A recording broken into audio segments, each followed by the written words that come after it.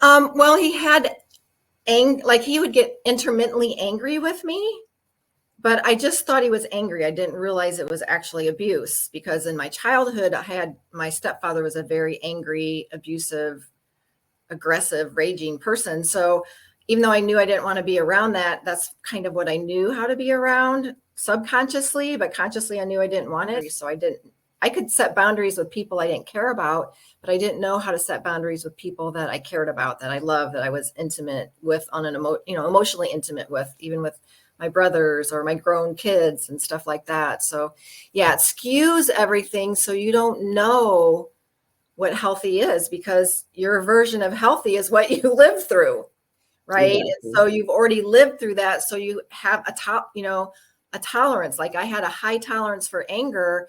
Oh, this person is not loving to me. We hear their words. We believe their words that they love us, and we don't believe their actions because we had the same thing in our childhood. Our parents would pretend to love us, but they would abuse us, right? Like my mom was there for me as far as I had a nice house to live in, I had clothes, I had food, I didn't go without, but there was no emotional intimacy. So that's the relationship I'm used to having, no emotional intimacy. And that's the relationship I was having with each of my husbands, especially right? So we make excuses for these people because that's what I was doing the whole time too. When my ex-fiance would beat me, I'd be like, oh, I guess he had a bad day, or I guess I should have put the butter away, or I guess I shouldn't have washed that red sock with the white clothes. So, I made excuses for him. Of course, I didn't know at the time I was making excuses, but his anger surfaced early, but I didn't see it. Right. And I remember having a conversation, just remember him screaming at all the people all the car drive, all the other people in the cars, right? Yelling at all the drivers.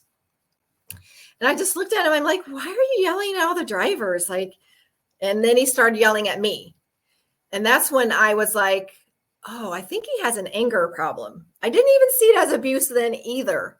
Right. I just remember through energetic connection. And so they know how to abuse us because they energetically sense it.